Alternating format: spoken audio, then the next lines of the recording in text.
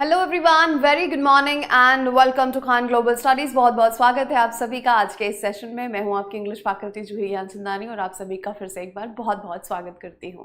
आज के इस सेशन में हम करने वाले हैं फिलर्स का पार्ट 2। देखा था आपने कल फिलर्स का पार्ट 1। आज उसी सीरीज को आगे बढ़ाएंगे। ये सारे के सारे जो है प्रीवियस ईयर क्वेश्चन है, पिछले सालों में पूछे गए सवाल है।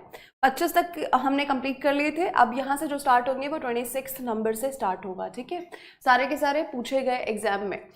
The door dash in the strong wind, यहाँ पर क्या बोला है? द डोर डैश मतलब स्ट्रॉन्ग विंड की बात हो रही है, बहुत तेज हवा चल रही थी तो डोर की कैसी आवाज आई बेसिकली वो बताना है। स्लैम्ड, क्लैम्ड, सिजल्ड या हूटेड। सबसे पहली बात, जो काम करनी है उसको हटाओ। हूटेड होता है ये द साउंड ऑफ कार की हॉर्न है ना, the sound of cars horn, the sound of cars horn. Honking भी बोलते हैं उसको और हूट करना भी बोलते हैं। एंड आउल का साउंड भी जो होता है, आउल की बोली जो होती है, आउल का साउंड जो होता है उसको भी हम क्या मानते हैं?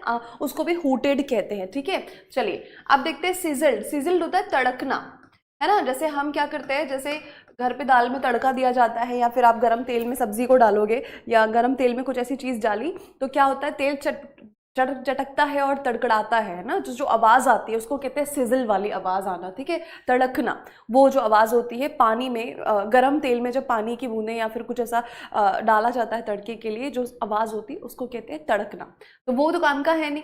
स्लैप्ड यानी ये होता है कि स्लैप करना, थप्पड़ मारना, है ना। स्लैप थप्पड़ मारना, और थप्पड़ की जैसी आवाज़ होती है ना, वो क्या होता है वो भी यहाँ पे नहीं है। हमको तो बताना है कि स्ट्रॉन्ग विंड की वजह से दरवाज़ा बड़ी ज़ोर से ऐसे थड़क से जो है दरवाज़ा बंद हुआ, उसको कहेंगे स्लैम्ड, है ना। ये होता है बिल्कुल सडन और विद ग्रेट फोर्स, है ना। Sudden and with great force, sudden noise with great force, है ना, उसको कहते हैं स्लैम होना। मतलब ऐसे जैसे हवा तेज तेज चल रही है और जो अब उस हवा तेज हवा चलने में जो दरवाजा ऐसे फटाक से जो बंद होता है उस आवाज को कहते हैं स्लैम्ड। ठीक है, स्लैम्ड द डोर होगा तो यहाँ पे पहला ऑप्शन आ जाएगा, बिल्कुल सही। The door slammed in the strong wind, बिल्कुल बढ़िया। अगला सवाल देखो, you need not dash so much fuss about wearing a mask when you go out, है ना। अभी देखा आपने कि मास्क पहनने को लेके कई लोग बहुत ही ज़्यादा क्या करते हैं, टैंट्रम्स करते हैं और बहुत ही ज़्यादा परेशान होते हैं। They create a lot of फस, है ना, they make a lot of फस। यहाँ पे जो लिखा है सो मच फस, तो ये एक इडियोमेटिक एक्सप्रेशन बोल लो, एक फ्रेज बोल लो, मेक अ फस ये होता है ना। मेक अ फस मतलब होता है बिकम एंग्री और complain about something, become angry और कंप्लेन अबाउट समथिंग, या किसी के बारे में कंप्लेन करना, कंप्लेन अबाउट समथिंग, उसको कहते हैं मेकिंग अ फस। मतलब जबरदस्ती का, बेसिकली जबरदस्ती की नौटंकी करना, जबरदस्ती के तमाशे करना, है ना। तो यू नीड नॉट, कॉज नहीं होगा क्योंकि यहाँ पे हमने बता दिया कि ये क्या होता है, मेक होता है। जो करेक्ट फ्रेज है वो क्या कहता है, मेक अ फस। जनरेट नहीं होगा, किसी चीज को हम जनरेट नहीं कर रहे हैं, ना कि डू होगा। करेक्ट फ्रेज है मेक, तो आ जाएगा यहाँ पे मेक अ लॉट ऑफ फस या make so much fuss about it, ये आपका आंसर हो जाएगा। चलिए जी अगले सवाल पे चलते हैं। क्या लिखा हुआ है, a dash souvenir will be released on the occasion of the world meet. पहले ये समझो कि सोवेनियर क्या होता है। ये होता है एक स्मृति चिन्ह, है ना। ये क्या होता है, एक स्मृति चिन्ह, एक प्रतीक जिसको हम कह सकते हैं, है ना, प्रतीक कह सकते हैं, स्मृति चिन्ह कह सकते हैं। एक जो जो आपको किसी की याद दिलाए, किसी इवेंट की याद दिलाए, किसी घटना की याद दिलाए, है ना, किसी ओकेजन की याद दिलाए, उसको कहते हैं सोवेनियर। तो अब इसके साथ में क्या आएगा, क्या बोला जा रहा है, will be release on the occasion of the world meet. जब वर्ल्ड मीट होगी तो वो जो स्मृति चिन्ह है वो रिलीज किया जाएगा, वो बाहर लेकर आया जाएगा। ठीक है, क्या आना चाहिए, generous, considerable, bountiful and voluminous. यहाँ पर ये तीनों जो वर्ड्स दिए हैं ना, ये तीनों बता रहे हैं लार्ज क्वांटिटीज को, ये तीनों बता रहे हैं लार्ज क्वांटिटीज को।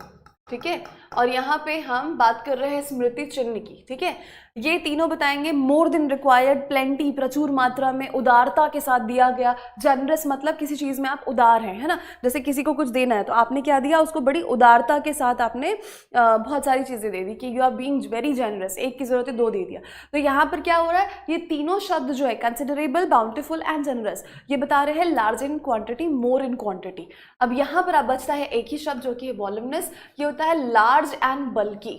लार्ज एंड बल्की, बड़ा और भारी सा। तो हम निकाल रहे हैं स्मृति चिन्ह की बात कर रहे हैं, यहाँ पे आ जाएगा बड़ा और भारी। तो जो स्मृति चिन्ह आएगा वो कैसा आएगा, बहुत ही लार्ज और बल्कि सा स्मृति चिन्ह जो है बाहर लेकर आया जाएगा। तो वॉल्यूमनस हो जाएगा, वॉल्यूम जो बताए, वॉल्यूमनस मतलब जो वॉल्यूम बताए, ठीक है।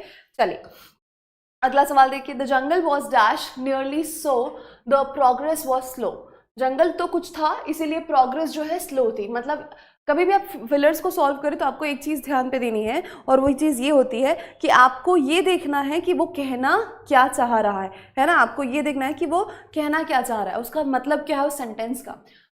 कुछ तो डिफिकल्ट हो रहा था, आगे प्रोग्रेस नहीं कर पा रहे थे, सो द प्रोग्रेस वॉज डिफिकल्ट, हम अंदर नहीं जा पा रहे थे, कुछ यही बात बोलनी जा रही है।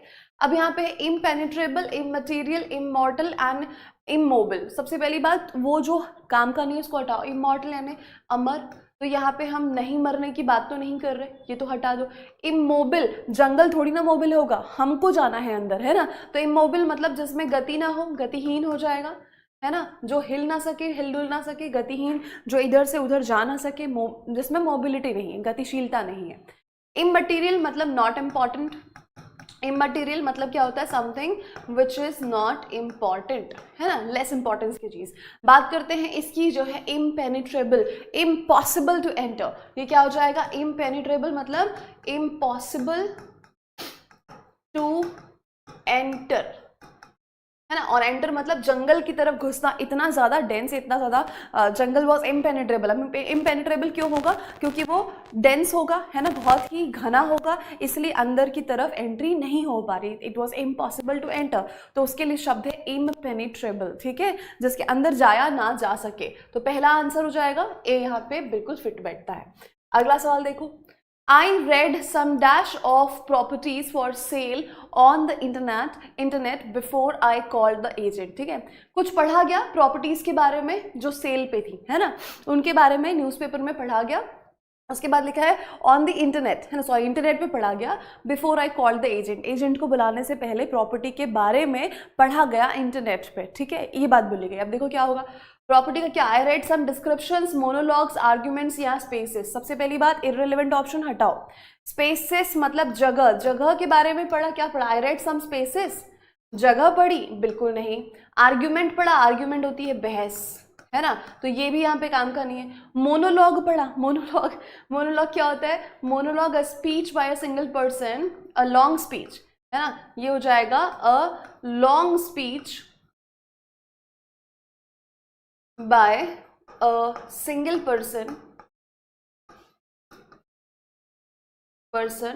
especially in a play, in a movie or in a play, उसको बोलते हैं हम मोनोलॉग। एक लंबा सा मोनोलॉग, लंबा सा डायलॉग होना किसी एक एक्टर का, है ना, अकेले खुद के साथ, खुद की वार्तालाप, ठीक है, उसको बोलते हैं हम मोनोलॉग, ठीक है। एक लॉन्ग स्पीच जो कोई एक्टर देता है उसको कहते हैं मोनोलॉग। अब देखो, आई रेड सम क्या हो जाएगा, डिस्क्रिप्शंस, विवरण पढ़े, डिस्क्रिप्शन क्या हो जाएगा, ये विवरण पढ़ा उसका, है ना, डिस्क्रिप्शन जो दिया हुआ था उसके बारे में कि प्रॉपर्टी क्या है, क्या एरिया है, ये सारा कुछ डिस्क्राइब किया गया था, उसको पढ़ा और उसके बाद एजेंट को बुलाया। तो सीधी सी बात है, पहला ऑप्शन बिल्कुल सही होगा। अगला देखिए, my new year's dash is to think positive always. अब ये तो सारे के सारे बिल्कुल आसानी से बना सकते हो, बिल्कुल पॉज करना वीडियो को और बनाने की कोशिश करना। न्यू ईयर में हम क्या लेते हैं, हम लेते हैं दृढ़ संकल्प। क्या लेते हैं हम, दृढ़ संकल्प कि अब से ऐसा काम नहीं किया जाएगा, और उसको हम क्या बोलते हैं, उसको हम बोलते हैं रेजोल्यूशन, ठीक है, क्या बोलते हैं उसको हम बोलते हैं रेजोल्यूशन, है ना, दृढ़ संकल्प लेना। यहां पर इसका मतलब है दृढ़ संकल्प, अदरवाइज रेजोल्यूशन का एक और मतलब होता है कि रिजॉल्व करना, समस्या का निवारण करना, रिजॉल्व करना, कोई सुलह करना, ठीक है।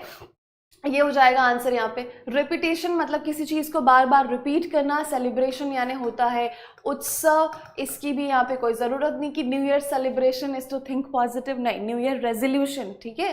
कन्फेशन मतलब admit that you have done something wrong, admit that you have done something wrong। Confession सुना होगा ना कि अच्छा इस क्रिमिनल का हमें कन्फेशन नहीं मिला है अभी तक। Admit that you have done something wrong मतलब अपनी गलती मानना, उसको कहते हैं कन्फेस करना, कन्फेशन। तो ये तीनों नहीं होगा, आंसर हो जाएगा ए। बहुत ही सिंपल सा क्वेश्चन था ये। अगला देखिए, We dash the marks of the students on different subjects and compared their performance for the year. मतलब हमने क्या किया, स्टूडेंट्स के मार्क्स को अलग अलग सब्जेक्ट के उनको कंपेयर किया और परफॉर्मेंस ऑफ द ईयर निकाला. परफॉर्मेंस फॉर द ईयर क्या था ये निकाला. तो we questioned the marks, we inspected, we probed, we analysed. Question नहीं किया जाएगा, ना ही कि इंस्पेक्ट और प्रोब. प्रोब क्वेश्चन है ना, सेम चीज़ है. क्वेश्चन करना और प्रोब करने में अंतर ये है कि प्रोब होता है स्पेशली छानबीन के लिए, है ना, जांच पड़ताल के लिए. प्रोब क्या होती है, जांच पड़ताल. और जांच पड़ताल के लिए जो भी क्वेश्चनिंग होती है ना, उसको कहते हैं प्रोब करना. तो बेसिकली क्वेश्चन करना ये भी होता है, बट ये क्वेश्चन और वो क्वेश्चन दोनों में अंतर है. इंस्पेक्ट करना क्या होता है, निरीक्षण करना, है ना. इंस्पेक्ट करना यानी निरीक्षण करना. तो ये भी नहीं हो जाएगा कि चीज़ें सही है नहीं है. ये था ना, इंस्पेक्शन की टीम आई है, वही इंस्पेक्शन की बात कर रही. तो यहाँ पे क्या होगा, एनालिसिस, है ना, एनालिसिस करेंगे हम. यहाँ पे हो जाएगा एनालाइज्ड. एनालाइज्ड मतलब उसको क्रिटिकली एग्जामिन किया. बेसिकली क्या किया, एग्जामिन किया, उसके हर पहलू को देखा अच्छे से, है ना, विस्तार से, और उसके बाद एग्जामिन किया. ठीक है, तो यहाँ पे हो जाएगा डी आपका आंसर. अगला देखिए, social isolation, overcrowding, social isolation, overcrowding dash the of our society and several other factors are responsible for stress. हम बता रहे हैं कि स्ट्रेस जो है, तनाव जो बढ़ा हुआ है, इस तनाव के लिए कौन कौन से फैक्टर्स है जो रिस्पॉन्सिबल है, उत्तरदायी माने जाएंगे. सोशल आइसोलेशन, है ना, सोशल आइसोलेशन मतलब अलगाव, है ना, सेपरेशन. ओवर क्राउडिंग, लोगों की बहुत ज़्यादा क्राउडिंग, पॉपुलेशन. ठीक है. The dash of our society, क्या, कॉम्पिटिटिवनेस, चीपनेस, अट्रैक्टिवनेस, अफोर्डेबिलिटी. अब ये चीपनेस एंड अफोर्डेबिलिटी ये होता है, सामर्थ्य की बात करता है, स्पेशली इकोनॉमिक सामर्थ्य की बात करता है. मतलब इकोनॉमिकली पैसे से आप किसी चीज़ को खरीद सकने के काबिल हो, योग्य हो या नहीं, किसी चीज़ को अफोर्ड करने के योग्य हो या नहीं. तो चीपनेस और अफोर्डेबिलिटी ये इकोनॉमिक होने को बताता है ना. ये किसी चीज़ को इकोनॉमिक होना मतलब पैसे में कम होना, कम पैसे का होना, सस्ता होना, है ना. ये क्या होता है, सस्ता होना. ठीक है, ये चीपनेस यहाँ पे क्या बोला जा रहा है, सस्ता होना. अफोर्डेबिलिटी मतलब ये इकोनॉमिक सामर्थ्य की बात करता है कि आप इस चीज़ को अफोर्ड कर सकते हैं, योग्य हैं, काबिल हैं कि नहीं है. अट्रैक्टिवनेस मतलब होता है आकर्षण, है ना. अट्रैक्टिवनेस मतलब हो जाएगा आकर्षण आपका. तो यहाँ पे आकर्षण का तो मतलब है नहीं. ठीक है, ना ही चीपनेस और अफोर्डेबिलिटी का मतलब है. ये बता रहा है कि कॉम्पिटिटिवनेस, आप देखते हैं हर फील्ड में, हर जगह कॉम्पिटिटिवनेस, प्रतिस्पर्धा की भावना इतनी ज़्यादा बढ़ चुकी है. लोग कहते भी हैं कि गला काट प्रतिस्पर्धा है. तो प्रतिस्पर्धा की भावना इस लेवल तक बढ़ जाना कि वो हेल्दी नहीं रह गई है. वो एक तरह से इतनी ज़्यादा लोग इसका प्रेशर लेने लग जाते हैं कि वो स्ट्रेस और डिप्रेशन का शिकार हो जाते हैं. ठीक है, तो ये प्रतिस्पर्धा की भावना, उसको कहते हैं कॉम्पिटिटिवनेस, है ना. गला काट प्रतिस्पर्धा सुना होगा, कट थ्रोट कॉम्पिटिशन. वही चीपनेस और अफोर्डेबिलिटी. एक चीप का मतलब होता है घटिया भी, है ना. तो आपको डिपेंड करता है कि कौन से कॉन्टेक्स्ट में बोल रहे हैं. अगर हम किसी वस्तु के मूल्य के बारे में बोल रहे हैं तो ये होगा सस्ता. अगर हम किसी के बिहेवियर के बारे में बोल रहे हैं तो वो होगा घटिया. ठीक है, चलिए अगले सवाल पे चलते हैं. लिखा हुआ है, advertisers often use rhyme and dash. जो एडवर्टाइजर्स होते हैं, जो विज्ञापन करते हैं, वो अक्सर विज्ञापन में ऐसी कुछ लाइन्स यूज करेंगे जिनमें तुक बनती है. राइम यानी क्या होता है, तुक बनना, है ना. तुक बनता है जैसे कि, हाँ, कहता है ना कि लास्ट वर्ड जो होंगे वो बिल्कुल सेम होंगे.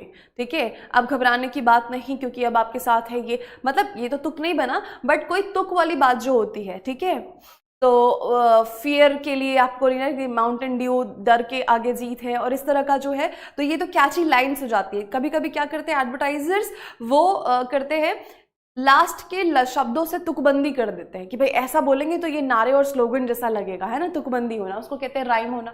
राइम के साथ साथ क्या हो जाएगा यहाँ पे देखो लिखा है कि designation, alteration, denunciation and alliteration.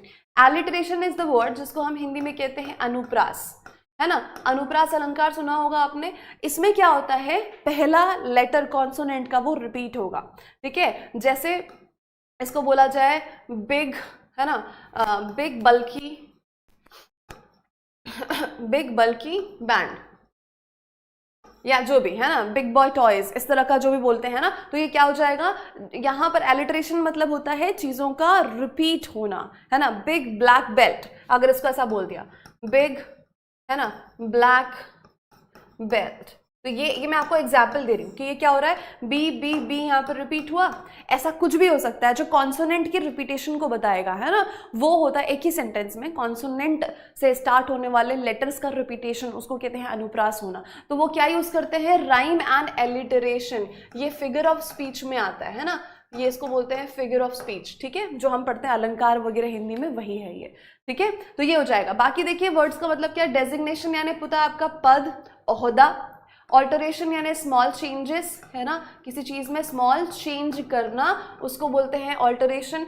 डिनंसिएशन यानी सार्वजनिक निंदा करना किसी की, है ना, क्या करना, सार्वजनिक निंदा, मतलब पब्लिकली किसी को क्रिटिसाइज करना, क्या करना, पब्लिकली किसी को क्रिटिसाइज करना, किसी के बारे में गलत कहना, गलत मतलब बुराई करना उसकी, ठीक है। चलो तो आंसर मिल गया डी यहाँ पे। अगला सवाल देखते हैं, sales dash from day to day, है ना, सेल्स डैश क्या हो रही है भाई, रिवॉल्व्स होगा, फ्लक्चुएट होगा, स्विंग होगा या रोटेट होगा। रोटेट और रिवॉल्व को तो वैसे ही हटा दोगे, ये क्या होता है, चक्कर काटने को कहता है। रोटेट मतलब चक्कर काटना है कि ऐसे गोलाकार में घूमना, उसको कहते हैं रोटेट करना या रिवॉल्व करना, तो ये तो होगा नहीं। स्विंग यानी होता है आपका झूला, तो झूले की तरह मूवमेंट होना, उसको भी बोलेंगे हम स्विंग, इधर से इधर, इधर से इधर, ये भी क्या होता है, ये स्विंग होता है।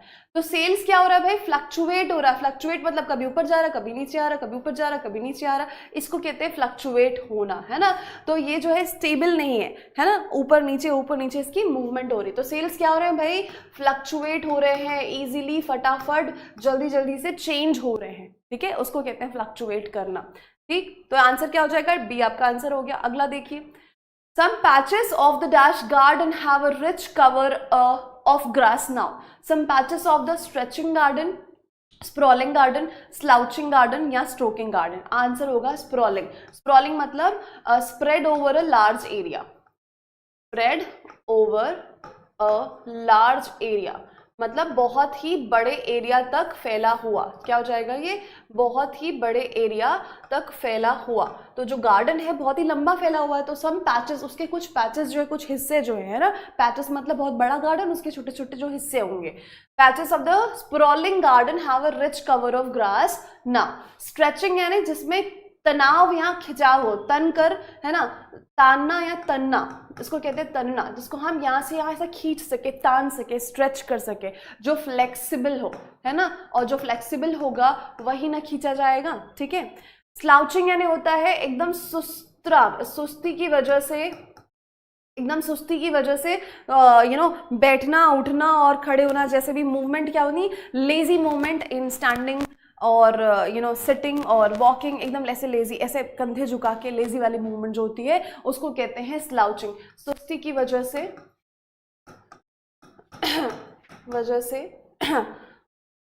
होने वाली बॉडी मूवमेंट को कहते हैं ना, सुस्ती की वजह से होने वाली बॉडी मूवमेंट, सुस्ती की वजह से होने वाली मूवमेंट्स, बॉडी मूवमेंट्स, ठीक है। मतलब खड़े होने में सुस्ती, बैठने में ऐसे पड़ गए हैं, या फिर चल रहे हैं तो ऐसे एकदम ऐसे चल रहे हैं, उसको कहते हैं स्लाउचिंग करना, ठीक है। स्ट्रोकिंग यानी होता है सहलाना। स्ट्रोकिंग का मतलब होता है यहाँ पे सहलाना, हाथ फेरना, सॉफ्ट मूवमेंट करना हाथ से, है ना, तो ये हो जाएगा सहलाना, हाथ फेरना, वो होता है स्ट्रोकिंग। तो हमारा आंसर क्या हो गया, डी यहाँ पे आंसर है। चलो जी, a major advertising dash was planned to launch the new brand of garments. Major advertising what, advertising campaign, ambush, pension या इलेक्शन। पेंशन तो होगा नहीं, बिल्कुल नहीं। पेंशन क्या होता है, जो किसी सेवानिवृत्त इंसान को, रिटायर्ड पर्सन को गवर्नमेंट की तरफ से मंथली जो कुछ अमाउंट दिया जाता है फॉर देयर सर्वाइवल, उसको कहते हैं पेंशन। ये बताने की तो जरूरत नहीं है। इलेक्शन यानी होता है चुनाव, है ना, you need not to tell कि चुनाव तो आएगा नहीं, एडवर्टाइजिंग चुनाव कैसे होगा। एम्बुश यानी होता है अटैक करना, है ना, और अटैक कैसा, घात लगाए बैठना, हिडन हुआ, हिडन अटैक हुआ, घात लगाए बैठना, इसको क्या बोलते हैं, घात लगाए बैठना अपने दुश्मन के लिए, घात लगाए होना अपने दुश्मन के लिए, कि हम छुप गए हैं, अभी जैसे ही उसकी मूवमेंट होगी और वहां से हम उसको जो है मार देंगे, तो sudden attack planned sudden attack, sudden attack मतलब छुपे हुए हैं, देखा होगा सोल्जर्स काफी बार एम्बुश करते हैं, एम्बुश मतलब झाड़ियों वाड़ियों में छुप जाएंगे, जैसे ही मूवमेंट होगी और फिर वहां पर अटैक करता है, ठीक है, एम्बुश होता है अटैक करना। कैंपेन होगा भाई, एडवर्टाइजिंग कैंपेन मतलब क्या होता है, series of events, series of events को क्या बोलेंगे, campaign, series of events for a special purpose, events for a special purpose, है ना।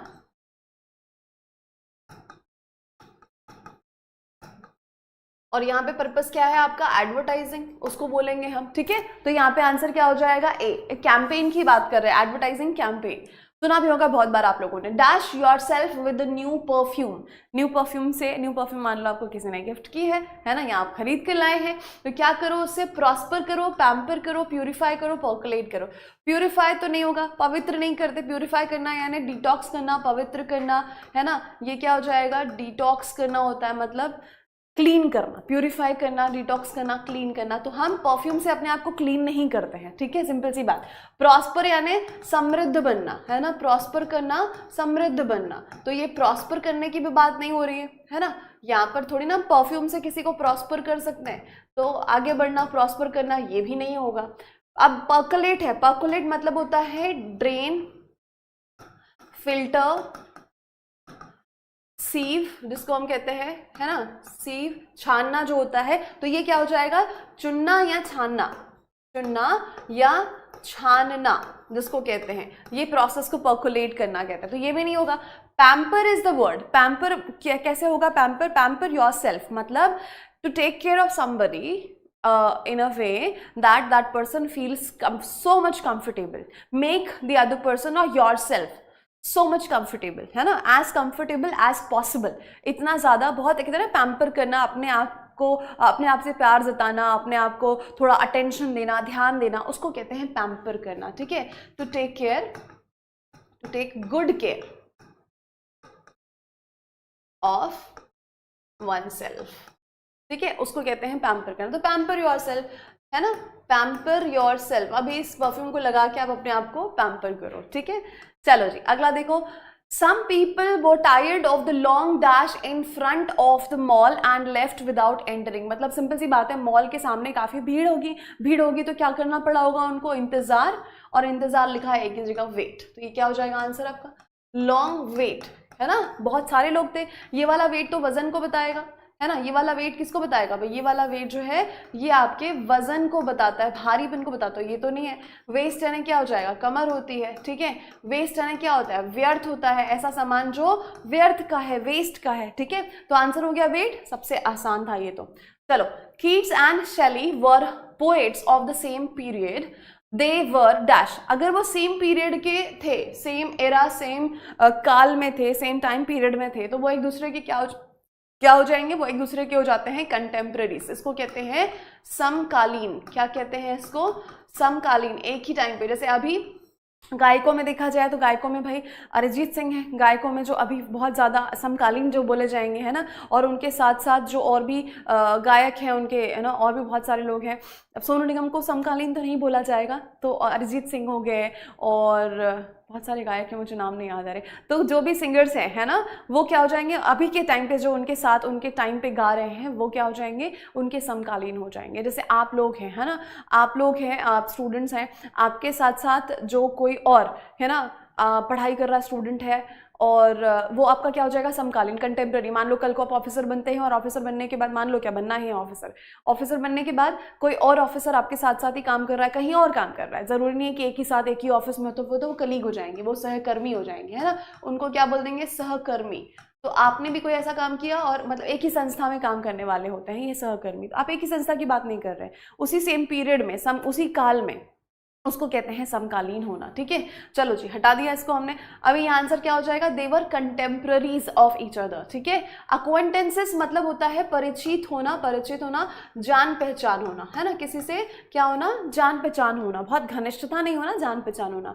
एसोसिएट्स मतलब क्या हो जाएगा, ये होते हैं आपके मतलब व्यवसाय में काम करने वाले संगी साथी जो होते हैं, आपके व्यवसाय में व्यवसाय संगी, व्यवसाय में काम करने वाले संगी साथी जो होते हैं उनको बोलते हैं ना, जो बिजनेस में स्पेशली आपकी हेल्प करते हैं, बिजनेस एसोसिएट्स, है ना, जो आपकी व्यवसाय में या व्यापार में हेल्प करते हैं। व्यापार या व्यवसाय के जो साथी होते हैं, है ना, के साथी, उनको बोला जाता है एसोसिएट्स। और एक एसोसिएट होता है जो हेल्प भी करता है, ठीक है। तो ये डिपेंड करता है सेंटेंस में क्या बोला गया है। यहाँ पर आंसर क्या हो जाएगा, सी कंटेम्प्रेरीज। अगले सवाल पे चलिए। Himansh health has dash ever since he has refused to get himself treated। मतलब उसने मना किया, किस चीज से मना किया, अपने आप का ट्रीटमेंट करवाने से मना किया है, ठीक है। तो हिमांश हेल्थ, उसकी हेल्थ अगर ट्रीटमेंट कराने से मना करेगा, इलाज नहीं कराएगा, तो हेल्थ कैसी होगी, हेल्थ और डाउन होगी, हेल्थ और खराब होगी उसकी। क्या देखते हैं, वर्ड आना चाहिए, डिस्पैरेज्ड, डिप्रिशिएटेड, डेनिग्रेटेड, डिटेरियोरेटेड। पहले तो उन शब्दों को हटा दो जो काम के बिल्कुल भी नहीं है, ठीक है। और वो शब्द यहाँ पर आते हैं आपके डेनिग्रेटेड एंड डिस्पैरेज्ड। तो डिस्पैरेज्ड और डेनिग्रेटेड, ये जो दोनों शब्द है, ये क्रिटिसाइज करने को कहते हैं ना, किसी को क्रिटिसाइज करना, किसी की पब्लिकली निंदा करना, है ना, सेंशर, इसका हमने पढ़ा हुआ है वर्ड, क्रिटिसाइज करना। ये दोनों ही उसी चीज को बताते हैं, क्या, आलोचना या निंदा। क्या करना, आलोचना या निंदा करना, किसी पर्सन की पब्लिकली डिस्पैरेज करना, बदनाम करना बोल सकते हैं ना। ये क्या हो जाएगा, किसी को बदनाम करना। और आप बदनाम कैसे करते हो, किसी के बारे में अच्छा बोल के तो बदनाम करते नहीं हो, है ना। क्या हो जाएगा, किसी के बारे में बुरा बोल के बदनाम करना। तो डिस्पैरेज और डेनिग्रेटेड तो हट गया। डेप्रिशिएटेड होता है मूल्य ह्रास होना। क्या होना, मूल्य ह्रास जो कहते हैं हम। मूल्य ह्रास मतलब वैल्यू में कमी आना, वैल्यू में कमी आना, है ना, वैल्यू कम होना। अब किसी चीज की बात करते हैं, कोई एसेट है आपके पास में, कहते हैं ना, कार आपने यूज की, अब कार आप 4 साल चलाने के बाद अगर बेचोगे तो उसकी वैल्यू में क्या आता है, डिप्रिसिएशन आता है। मतलब उस एसेट, उस संपत्ति की जो कीमत है उसमें गिरावट आती है, उसको कहते हैं मूल्य में ह्रास होना, डिप्रिशिएट होना, ठीक है। तो वो तो आंसर होगा नहीं। डिटेरियोरेट मतलब होना, वर्सन होना, वर्स होना, खराब होना, है ना, पतन की तरफ जाना। किसकी तरफ, पतन की तरफ। और पतन मतलब डाउनवर्ड्स। हेल्थ क्या हो रही है, डाउन हो रही है, गिर रही है। तो deteriorated will be the answer. अगला सवाल देखो। Use your logical thinking for dash decisions today as you will certainly succeed, है ना। क्या बोला जा रहा है, अपनी लॉजिकल थिंकिंग को यूज करिए, तर्क विवेक जो है, लॉजिकल थिंकिंग, उसको यूज करिए। For what, for dash decisions. कौन से डिसीजंस के लिए, डेस्परेट, क्रिटिकल, सिवियर और डेंजरस। डेंजरस खतरनाक डिसीजन के लिए तो नहीं, सिवियर यानी होगा गंभीर, है ना, ये क्या हो जाएगा, गंभीर। ये हो जाएगा डेंजर, खतरनाक, है ना। इसको बताने की जरूरत नहीं, बहुत आसान सा वर्ड है। अभी आगे देखो क्या लिखा है, डेस्परेट, है ना, हैविंग लॉस्ट ऑल होप्स। इसको क्या बोलते हैं, हैविंग लॉस्ट, क्या, ऑल होप्स, सारे होप्स खो चुका हो, वो जो बहुत इतना उदास, इतना डेस्परेट हो गया वो, ठीक है। और क्रिटिकल मतलब यहां पर हो जाएगा इंपॉर्टेंट, एसेंशियल, अपने इंपॉर्टेंट डिसीजन के लिए एसेंशियल, है ना, जो आपकी अर्जेंट रिक्वायरमेंट, अर्जेंट अटेंशन मांगते हैं, ऐसे डिसीजन, क्रिटिकल डिसीजन, ठीक है। So use your logical thinking for critical decisions today as you will certainly succeed, है ना। तो क्रिटिकल का यहाँ पे मतलब इंपॉर्टेंट और एसेंशियल है, डिपेंड करता है, अलग अलग सेंटेंसेस में इसका मतलब अलग अलग होता है। क्रिटिकल क्रिटिसाइज करना भी होता है, क्रिटिकल होना मतलब बहुत पॉइंट आउट करना गलतियों को, वो भी होता है, ठीक है। चलो अगला सवाल देखते हैं। It was difficult to dash Gopal to watch a horror movie, है ना। हॉरर मूवी दिखाना मतलब समझ में आ गया सेंटेंस कि गोपाल को मनाना किस चीज के लिए, हॉरर मूवी देखने के लिए डिफिकल्ट था। कन्फर, परस्यूएड, डिस्यूएड या कंसल्ट। कन्फर और कंसल्ट ये दोनों तो बिल्कुल ही नहीं होगा, क्योंकि ये होता है विचार विमर्श करना, है ना। ये क्या होता है, विचार विमर्श, है ना। विचार विमर्श करने को हम क्या बोलते हैं, कन्फर करना। परामर्श लेना ये होता है आपका, है ना, किसी से आप सलाह लेते हो, परामर्श लेते हो, उसको कहते हैं कंसल्ट करना। तो ये दोनों हटा दो, बिल्कुल नहीं होगा। परस्यूएड और डिस्यूएड एक दूसरे, डिस्यूएड यानी नहीं मनाना, किसी काम को करने के लिए कुछ नहीं बोलना। और ये होता है to convince somebody to do something, क्या करना, किसी को कन्विंस करना, राजी करना। क्या करना, मनाना या राजी करना। तो यहाँ पर क्या आ जाएगा, सिंपल सी बात है, परस्यूएड आ जाएगा, बी आ जाएगा आंसर यहाँ पे, ठीक है। चलिए अगले सवाल पे। She knew that to apologize would dash to admitting she had failed। बहुत प्यारा सा स्टेटमेंट, और इसके साथ जो वर्ड्स दिए हैं वो भी बहुत ही सुंदर से हैं, अच्छे से हैं। देखिए ध्यान से, क्या हो जाएगा ये, ध्यान से देखिए। इसमें लिखा हुआ है टेंटलाइजिंग, है ना, फिर लिखा है टेंटामाउंट, और उसके बाद लिखा है टेंडम और टेंजिबल, ठीक है। चलो अच्छे वर्ड्स हैं, नहीं पता मतलब कोई बात नहीं। Tangible, that can be seen और टच्ड, ऐसी चीज जो आपको दिखाई देती है, जिसको आप टच कर सकते हैं, है ना, जो एग्जिस्ट करती है, टेंजिबल है ना, दिखाई देती है, देख सकते हैं, छू सकते हैं, वो टेंजिबल है। ठीक है, अब अगर देखिए टैंडम, इन टैंडम कहते हैं ना, in coordination one after the other, in coordination specially one behind another. ठीक है, ये इस तरह से जुड़े होते हैं कि एक के पीछे एक होता है। जैसे मान लेते हैं साइकिल में एक सीट है, सीट में साइकिल जो राइड कर रहा है वो है, और उसके पीछे जो है बैठा हुआ कोई, तो ये क्या हो गया, इन टैंडम, जुड़े हुए हैं, बट एक के पीछे एक होकर जुड़े हुए हैं। ठीक है, ऐसा उसको कहेंगे टैंडम।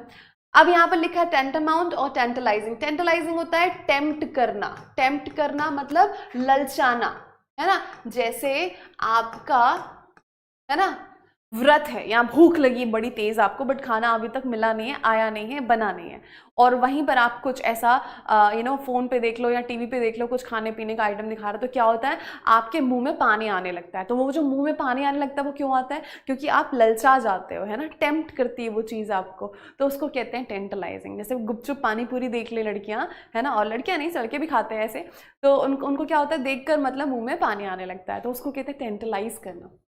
ठीक है, टेस्ट बर्ड्स आपकी क्या होती है, पानी छोड़ने लगती है मुंह से, है ना, मतलब ललचाने लगती है। Tantamount, to be equal to, है ना, to be equal in effect. ठीक है, मतलब सेम जो है बिल्कुल सेम प्रभाव होना, किसी चीज का क्या होना, सेम प्रभाव होना, उसको हम बोलते हैं to be equal in effect, मतलब सेम। जैसे तो यहाँ पे देखिए, she knew that to apologise would dash to admitting she had failed, मतलब अगर उसने अपोलोजाइज किया, है ना, अगर उसने अपोलोजाइज किया तो ये किससे क्या होगा, ये इक्वल होगा, किस चीज के इक्वल होगा, ये बताएगा कि भाई उसने गलती की, वो फेल हो गई। अपोलोजाइज तभी ना कर रहे हो कि आप फेल हुए, तो ये क्या हो जाएगा, equal in impact, equal in effect, same प्रभाव होगा, बिल्कुल सेम इक्वल प्रभाव होगा इसका। तो दैट वुड टेंटामाउंट, क्या हो जाएगा ये, टेंटामाउंट, मतलब प्रभाव में सेम होना, क्या होना, सेम प्रभाव होना। She knew that to apologise, अगर वो माफी मांगती है तो ये बराबर होगा किसके, ये कहने के कि वो फेल हो गई। ठीक है, यस, तो यहाँ पे आंसर क्या हो जाएगा आपका, ये है आपका आंसर डी। अगला सवाल देखिए क्या लिखा हुआ है, my neighbour was admitted to the hospital when he developed an allergic dash to some medicine he took। कुछ मेडिसिन ली और उससे क्या हो गया, उसको एलर्जी हो गई। एलर्जी होने पे क्या होगा, रिटॉर्ट, रिजॉइंडर, रिएक्शन और रिजल्ट, रिएक्शन होता है ना। ऐसा कोई बैड मतलब मेडिसिन ली और उस बॉडी ने उसको एक्सेप्ट नहीं किया, रिएक्ट कर दिया उस पर, है ना, तो कुछ ना कुछ उसको उल्टा हो गया। ठीक है, रिएक्शन होगा, ये तो सुना होगा, एलर्जिक रिएक्शन। रिटॉर्ट और रिजॉइंडर क्या होता है, जवाब देना, स्पेशली किस चीज को हम कहते हैं, करारा जवाब देना। क्या करना, करारा जवाब देना, एकदम रिवर्ट, है ना, रिप्लाई करना किस तरीके से, एकदम इस तरीके से कि सामने वाले का बोलती बंद, सामने वाले का मुंह बंद, करारा जवाब देना, उसको कहते हैं हम रिटॉर्ट या रिजॉइंडर। सीधे सीधे बात नहीं करना। रिजल्ट यानी क्या हो जाएगा, आपका रिजल्ट यानी होता है परिणाम, तो ये यहाँ पे तो आंसर है ही नहीं, आंसर हो जाएगा सी। ठीक है, चलिए आखिर के कुछ सवाल। Credit card dash has increased in recent years. Credit card का क्या बढ़ा है, फ्रीड, फ्लेक, फ्रॉड या फ्लूक। क्रेडिट कार्ड का फ्रॉड, धोखाधड़ी, क्रेडिट कार्ड के नाम पे क्या हो गई है, बढ़ गई है। क्या बढ़ गई है, धोखाधड़ी, तो फ्रॉड आ जाएगा यहाँ पे, ये हो गया सी आपका। ठीक है, फ्रीड यानी to free somebody, to liberate, है ना, टू लिबरेट और फ्री समबडी, किसी को फ्रीडम दे देना, फ्री समबडी और समथिंग। ठीक है, इसको बोलते हैं हम लिबरेट करना, फ्री छोड़ देना। फ्लेक यानी बेटा होता है पपड़ी, है ना, कहते हैं एक पतली सी, a thin layer of something, a thin layer, उसको कहते हैं फ्लेक, पपड़ी। फ्लेकी जना कहते हैं ना, कई लोग का मेकअप ये फ्लेकी दिख रहा है, यहाँ फ्लेक्स निकल रहे हैं, फ्लेक यानी पपड़ी होती है। ठीक है, फ्लूक क्या होता है, ये एक होता है सुखद संयोग, इसको कहते हैं, क्या बोलते हैं, सुखद संयोग, है ना, इसको बोलते हैं, मतलब एक सडन गुड लक आना, है ना, आपने उसके लिए मेहनत नहीं की, कोई एफर्ट, कोई भी ऐसा प्रयास नहीं किया, बट आपके साथ वो चीज़ अच्छी हो गई, तो ये सडन गुड लक है। जिसके लिए आपने कोई एफर्ट नहीं किया था, तो उसको कहते हैं सुखद संयोग। यहाँ पर आंसर हो जाएगा फ्रॉड, क्रेडिट कार्ड के नाम से समझ सकते हैं आप। The cabinet has dashed a proposal to change the way universities are funded and managed, है ना। कैबिनेट क्या करता है, कैबिनेट जो क्या कर रहा है, has dashed a proposal, एक प्रपोजल आया to change the way universities are funded and managed, तो इस चीज को सपोर्ट कर रहे हैं। सपोर्ट करने की बात हो रही है, endeared होगा, endangered होगा, evaporated होगा, endorsed होगा, ये होगा endorsed, मतलब उस चीज को पब्लिकली सपोर्ट करना, सपोर्ट समथिंग पब्लिकली, है ना, उसको बोलेंगे हम एंडोर्स करना, है ना। अनुमोदन करना, अगर इसकी हिंदी चाहिए आपको तो ये होता है किसी चीज का अनुमोदन करना, सपोर्ट करना पब्लिकली। एंडियर्ड मतलब प्रिय होना, है ना, प्रिय होना होता है ये, ठीक है। एंडेंजर्ड मतलब ये खतरे में होना, क्या होना, खतरे में होना। और कौन सा खतरा, खतरे में होना, विलुप्त होने के खतरे में होना, है ना। कौन से खतरे में होना भाई, कि विलुप्त होने की कगार पे है, वो है, कुछ होते हैं ना स्पीशीज ये विलुप्त होने की कगार पे, रिस्क पे। और ये होता है वाष्पित होना, है ना, ये तो आपको पता ही होगा कि किसका, द्रव का गैस बन जाना, है ना, ये हो जाएगा वाष्पित होना।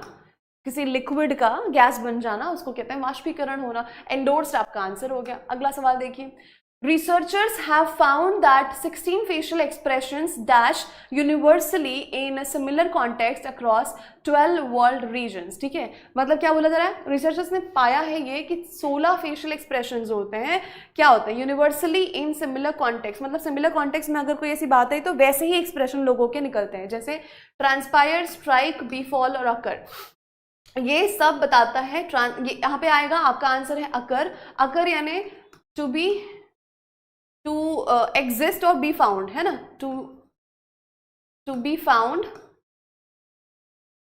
और एग्जिस्ट, ऐसा पाया जाता है और ऐसा होता है, ठीक है। ट्रांसपायर मतलब वो घटित होना, स्ट्राइक मतलब है ना कोई चीज क्लिक करना, है ना, ये होता है घटित होना, क्या हो जाएगा, घटित होना किसी चीज का, है ना, हैपनिंग ऑफ समथिंग। स्ट्राइक करना यानी किसी चीज का क्लिक करना, नॉक करना। हम कहते हैं ना, अरे ये चीज़ हमको उस समय पे जो है क्यों नहीं क्लिक की, क्यों नहीं ये चीज़ हमें उस समय पे याद आई, अरे हम तो ये कह नहीं पाए। स्ट्राइक करना, क्लिक करना, है ना। बीफॉल यानी कि भाई होना, घटित होना, बट ये स्पेशली होगा आपका कुछ बुरा घटित होना, है। ये क्या होता है, बीफॉल मतलब घटित होना ही होता है, कुछ होना, बट वो स्पेशली कुछ बुरा, क्या होना होता है, कुछ बुरा घटित होना। तो यहाँ पे क्या आ जाएगा, आंसर आपका अकर हो जाएगा। अगला सवाल देखिए, in addition to understanding the specific issue to be tackled, the subcommittee examined the larger dash on the problem. कोई प्रॉब्लम थी और उस प्रॉब्लम को समझने के लिए कमिटी ने क्या किया, इशू टू बी टैकल्ड, उसको मैनेज करने के लिए, टैकल करने के लिए जो सब कमिटी थी उसने एग्जामिन किया, क्या एग्जामिन किया, larger dash on the problem. Larger, proportion, perspective, perception या प्रोस्पेक्टिव। पहले तो देख लो, प्रोपोर्शन यानी होता है हिस्सा, है ना, प्रोपोर्शन यानी क्या होता है, हिस्सा, भाग या अंश जिसको हम कहते हैं, ठीक है। A portion of something, a portion of a whole thing, तो ये तो नहीं आएगा यहाँ पे, है ना। प्रोस्पेक्टिव यानी होता है likely to happen, likely to happen मतलब जो संभव है, संभावित है या संभव है होना, जिसका पॉसिबल है, ठीक है, इसको बोलते हैं प्रोस्पेक्टिव। अब आते हैं पर्सपेक्टिव और परसेप्शन पे। तो पर्सपेक्टिव यानी होता है आपका व्यू पॉइंट, है ना, व्यू पॉइंट या पॉइंट ऑफ व्यू बोल लो, जिसको हम कहते हैं दृष्टिकोण, ठीक है। तो क्या देखा इन्होंने, जो रिसर्चर्स थे, सब कमिटी वाले थे, उन्होंने एग्जामिन किया लार्जर पर्सपेक्टिव। लार्जर पर्सपेक्टिव यहाँ पे आ जाएगा आपका दृष्टिकोण, मतलब perspective is the correct answer here. अब बोलोगे परसेप्शन क्या होता है, परसेप्शन द एबिलिटी टू सी और understand from your point of view. Perception क्या होता है, कोई एक चीज है जिसको देख के मैं शायद कुछ और कह सकती हूँ, है ना, मेरा कुछ और उसमें टेक हो सकता है, आप उसको देख के बोलेंगे नहीं मुझे नहीं लगता ऐसा। तो ये क्या होता है, परसेप्शन होता है, मतलब the ability to think and understand, है ना, and interpret, the ability to interpret from your point of view, interpret करना, है ना, जिसको हम कहते हैं। तो अगर मैं इसको बताऊं आपको तो ये हो जाएगा the ability to see or understand things from your interpretation, है ना, ये क्या हो जाएगा, फ्रॉम योर इंटरप्रिटेशन, आप उस चीज को कैसे समझते हैं भाई, हो सकता है जो मेरे लिए गलत वो आपके लिए सही हो, तो ये आपका परसेप्शन है ना। चलिए, तो ये अगर हिंदी में बोलूं तो ये तो हो गया आपका ये हो जाएगा आपका परिप्रेक्ष्य, है ना, इसको बोलते हैं परिप्रेक्ष्य, ठीक है। और ये आपका होता है प्रत्यक्षण, इसको कहते हैं प्रत्यक्षण, ठीक है, समझ गए। तो यहाँ पे आंसर आ जाएगा आपका perspective, B is the correct answer. Larger perspective की बात करें, स्पेशली प्रॉब्लम है तो वो प्रॉब्लम को प्रॉब्लम की समस्या को पाने के लिए जो एंगल्स है, जो दृष्टिकोण है वो देख रहे हैं, उसको कहते हैं पर्सपेक्टिव, ठीक है। चलो, डू नॉट डैश हिम, ये लास्ट क्वेश्चन है आज का। Do not dash him, he has done no harm to you, है ना, उसने आपका कोई नुकसान नहीं पहुंचाया है तो उसको क्या मत करो, do not dash him. Accuse, admit, admire, assure. Admire करना तो किसी की तारीफ करना होता है ना, अप्रिशिएट करना होता है किसी को, है ना, तो ये तो होगा नहीं, है ना, क्या होगा, ये किसी की प्रशंसा करना, किसी को अप्रिशिएट करना होता है, तो यहाँ पर तो हम ये नहीं बोल रहे, डू नॉट तो बोलेंगे नहीं। अश्योर मतलब होता है किसी को आश्वस्त करना, किसी को भरोसा दिलाना, है ना, तो ये भी नहीं होगा। एडमिट करना, एक्सेप्ट करना। अक्यूज, है ना, ये हो जाएगा इल्जाम लगाना, उसको अक्यूज मत करो, आपको उसने कुछ नहीं किया है ना, क्या हो जाएगा ये, इल्जाम लगाना, ठीक है। तो यहाँ पर क्या बोला जाएगा, डू नॉट अक्यूज हिम, पहला वाला बिल्कुल फिट होगा। तो यहाँ पर हम कंप्लीट करते हैं अपने लगभग 25 सवाल, जिसमें हमने देखे कि कैसे फिल इन द ब्लैंक में जो सेंटेंस है उसका मायने बहुत मैटर करता है, उसकी अंडरस्टैंडिंग कि वहाँ पे कौन सा वर्ड आपको चाहिए। और वर्ड मीनिंग्स वाले देखिए, आज जो मोस्टली थे सारे के सारे क्या थे, वर्ड मीनिंग वाले ही थे, ठीक है। मिलते हैं अगले सेशन में, जिसमें हम करेंगे एक और 25 का सेट। तब तक के लिए खुश रहिए, मस्त रहिए, स्वस्थ रहिए, पढ़ते रहिए। नमस्कार एंड धन्यवाद।